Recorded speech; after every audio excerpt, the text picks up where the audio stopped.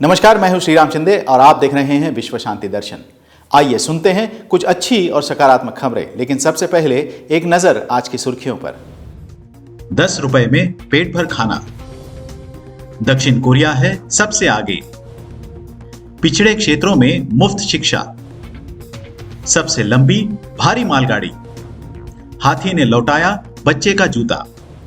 उसने सिर्फ 500 रुपये साथ लेकर घर छोड़ा, सड़कों पर सोया। आज वह जरूरतमंदों को सिर्फ 10 रुपये में भोजन प्रदान कर रहा है। मिलते हैं शिवम सोनी से।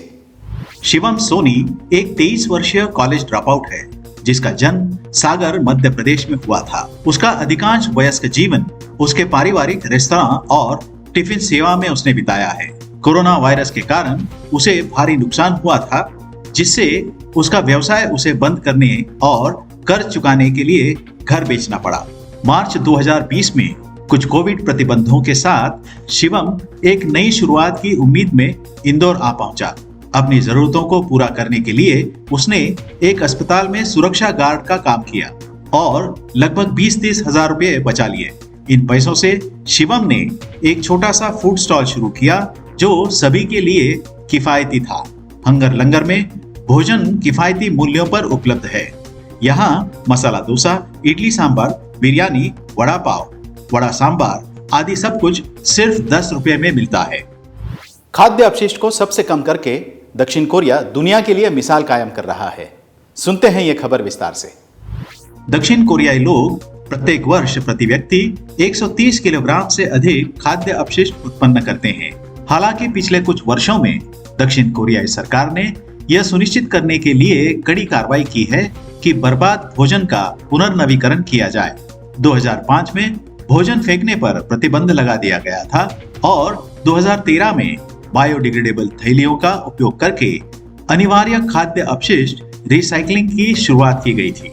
एकत्र किए गए कचरे को प्रसंस्करण संयंत्र में नमी को दूर करने के लिए निचोड़ा जाता है, जिसका उपयोग बायोगैस और जैव तेल बनाने के लिए किया जाता है। सूखे कचरे को उर्वरक में बदल दिया जाता है, जो देश के शहरी कृषि उद्योग को विकसित करने में मदद कर रहा है। दक्षिण कोरिया खाने की बर्बादी से निपटने के लिए कड़ी मेहनत कर रहा है। 1995 में केवल 2% खाद्य अपशिष्ट का पुनर्चक्रण किया गया था। यह संख्या अब 95% हो गई है। एक बंदे ने पहुंचाई महाराष्ट्र के पिछड़े इलाकों में लाखों तक मुफ्त शिक्षा। मिलते हैं प्रफुल्ल शशिकांत से। देश के सबसे पिछले क्षेत्र के बच्चे अपनी शिक्षा पूरी कर सकें, यह सुनिश्चित करने के लिए प्रफुल्ल शशिकांत ने अथक प्रयास किए हैं। महाराष्ट्र के बीड जिले में जन्मे प्रफुल्ल एक प्राथमिक प्रौद्योगिकी शिक्षार्थी थे।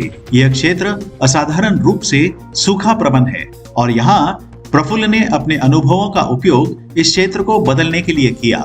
Vowels of the people's association के साथ प्रफुल्ल राज्य के बच्चों को उच्च गुणवत्ता वाले प्रशिक्षण सुनिश्चित करने के लिए काम कर रहे हैं। उन्होंने एक मुफ्त ऑनलाइन प्लेटफॉर्म वी स्कूल और एक ऐप विकसित किया जो कॉलेज के छात्रों को उनकी भाषा में उपयोगी साधन सामग्री प्रदान करता है। वी स्कूल की पहुंच बढ़ाकर प्रफुल्ल सभी बच्चों को एक सुलभ, मुफ्त और गुणात्मक ई लर्निंग विकल्प देना चाहते हैं। भारत की सबसे भारी मालगाड़ी सुपर वासुकी ने ट्रायल रन में 27,000 टन कोयले का वहन किया। सुनते हैं ये पूरी खबर। 75वें स्वतंत्रता दिवस के अवसर पर भारतीय रेलवे ने सुपर वासुकी का परीक्षण किया, जिसे भारत की सबसे लंबी और सबसे भारी मालगाड़ी के रूप में जाना जाता है, जिसमें 295 भरे हुए वैगन और 6 इंजन हैं। दक्षिण पूर्व मध्य रेलवे द्वारा 27,000 टन से अधिक कोयले से लदी 3.5 किलोमीटर लंबी मालगाड़ी का परीक्षण 15 अगस्त को छत्तीसगढ़ के कोरबा और नागपुर के पास राजनांदगांव के बीच किया गया। यह ट्रेन दोपहर 1:30 बजे कोरबा से निकली और 267 किलोमीटर की दूरी तय करने में उसे 11 घंटे और 20 मिनट का समय लगा।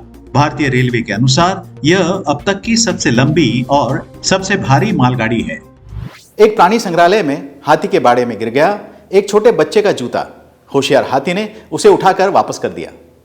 जानवर, खासकर जंगली जानवर से इंसान हमेशा दूर ही रहना पसंद करते हैं, लेकिन किसी प्राणी संग्रहालय में किसी का जूता अगर हाथी के बाड़े में गिर जाए तो ऐसा ही कुछ हुआ चीन के एक प्राणी संग्रहालय में। पूर्वी चीन के शेडोंग प्रांत के वेहाई में एक वन्य जीवन पार्क के हाथी के इलाके में एक बच्चे ने गलती से अपना जूता गिरा दिया। जब बच्चा और माता पिता दोनों चिंतित थे तो शानमाई नामक एक हाथी ने अपने सूंड के सहारे जूता ऊपर घुमाया और बच्चे को जूता वापस करने के लिए उसे बाड़े के किनारे पर रख दिया। यह देखकर वहां पर आए पर्यटकों ने हाथी की मदद और बुद्धिमत्ता की जय जयकार की। अक्सर कहा जाता है कि नींद पूरी हो जानी चाहिए। क्या होता है रात की नींद अधूरी रहने से? आइए जानते हैं जाते जाते। व्हाई वी स्लीप नामक एक पुस्तक के लेखक मैथ्यू वॉकर के अनुसार नींद की कमी हमारे मस्तिष्क को नई बातें याद रखने से रोकती है। नींद के बिना जैसे मस्तिष्क का मेमोरी इनबॉक्स बंद हो जाता है। नींद की कमी से मस्तिष्क में एक विषैले प्रोटीन का विकास होता है जिसे बीटा एमिलॉइड कहा जाता है और जो अल्जाइमर रोग से जुड़ा हुआ है। रात में गहरी नींद के दौरान मस्तिष्क के भीतर इस जहरीले प्रोटीन बीटा एमिलॉइड को साफ किया जाता है। इसलिए यदि कोई पर्याप्त नींद नहीं लेते हैं तो अल्जाइमर से संबंधित प्रोटीन का अधिक निर्माण होगा। जितना अधिक प्रोटीन बनता है उतना ही मनोभ्रंश विकसित होने का जोखिम अधिक होता है। आशा करता हूं कि यह संस्करण आपको पसंद आया होगा। देखते रहिए विश्व शांति दर्शन। धन्यवाद।